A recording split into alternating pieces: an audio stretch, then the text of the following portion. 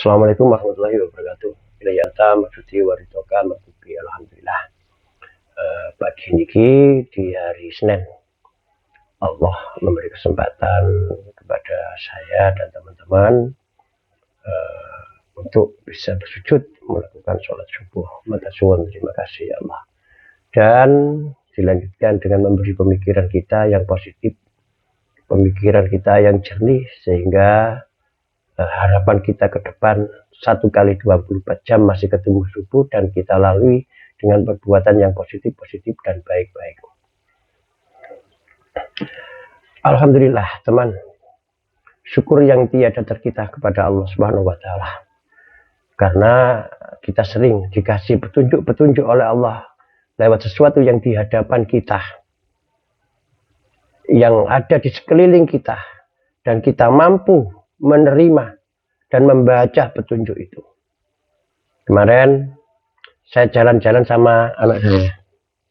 Ketika di rumah, anak saya tanya, kemana ya? Saya bilang mau ke pasar.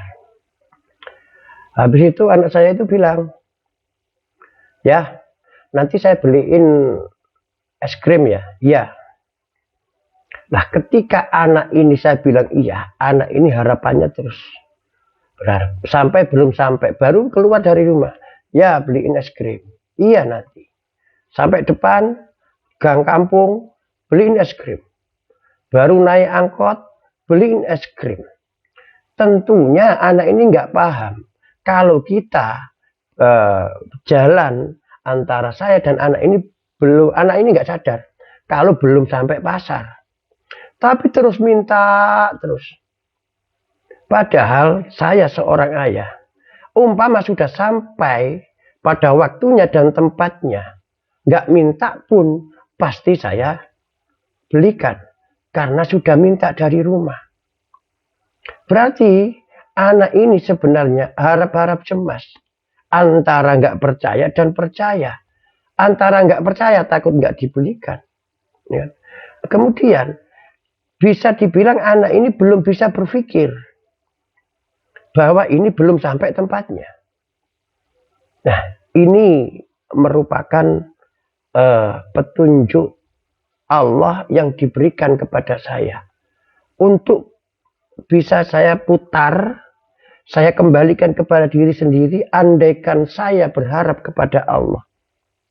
Sedangkan Allah sudah janji bahwasannya yang namanya makhluk, manusia, hewan, dan semua makhluk yang di dunia ini akan dicukupi segala kebutuhannya.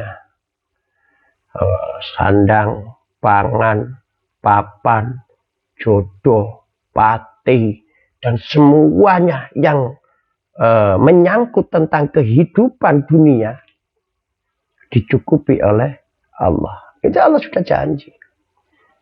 Cuman kita juga harus tahu kewajiban yang diberikan oleh Allah, menjaga nur, menjaga roh, menjaga hati ini agar selalu tetap bersih.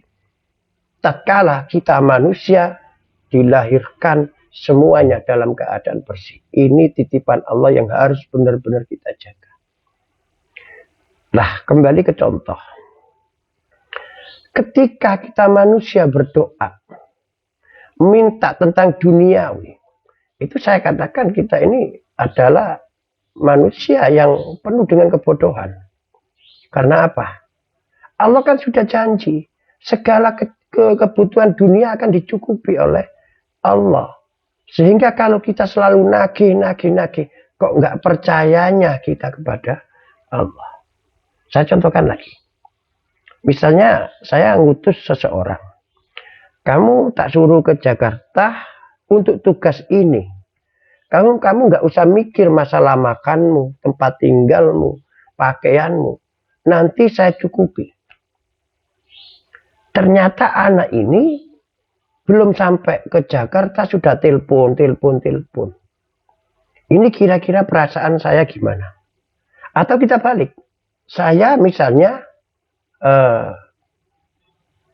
percaya kepada Anda semua.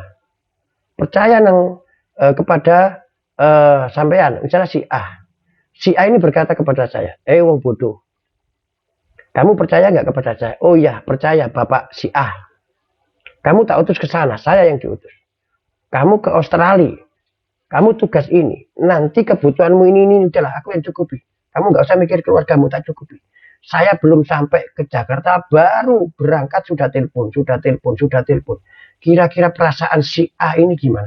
Kira-kira terjadi pada Anda itu gimana perasaannya?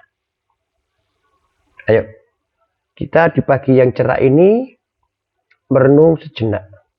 Bahwa Allah itu menjadikan segala takdir gumelaring jagat dunia ini untuk bisa kita baca. Dan Allah memberi tugas. Dan Allah juga janji. Janji Allah akan dipenuhi, malah tugas kita pun harus kita penuhi. Hak dan kewajiban. Ya, ini teman-teman ya. Jadi inilah hal-hal yang kadang-kadang tidak pernah kita pikirkan.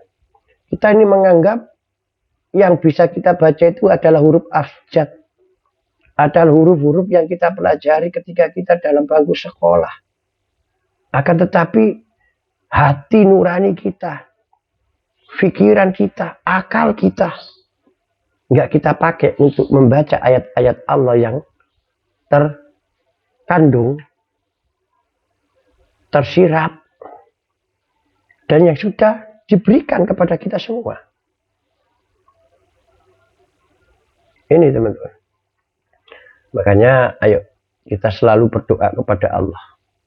Dan kita boleh berdoa. Tapi saya pernah dikasih tahu oleh guru. Kamu kalau mau berdoa, minta dua macam. Satu, mintalah rahmatnya Allah. Dan dua, mintalah agar dijauhkan dari kemusyrikan.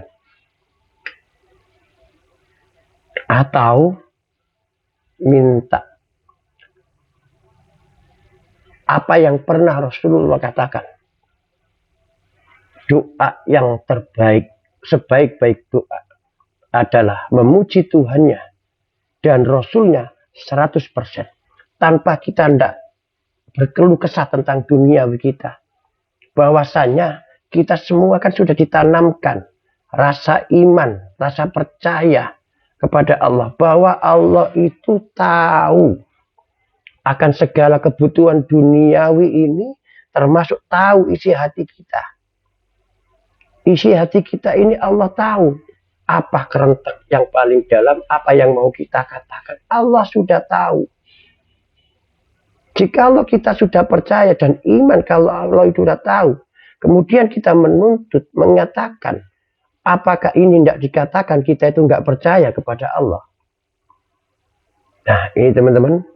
Apa yang saya katakan mungkin ada tanda tanya atau ada pertanyaan. Kita jawab di hati kita masing-masing. Semoga pagi yang penuh berkah barokah ini. Yang kita dikasih oleh Allah. Akal pikiran yang jernih ini. Kita manfaatkan untuk mensyukuri nikmatnya Allah.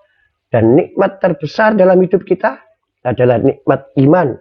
Dan rezeki yang terbesar dalam hidup kita ialah rezeki diberi akal pikiran yang jernih dan dipergunakan untuk kemaslahatan dunia akhirat.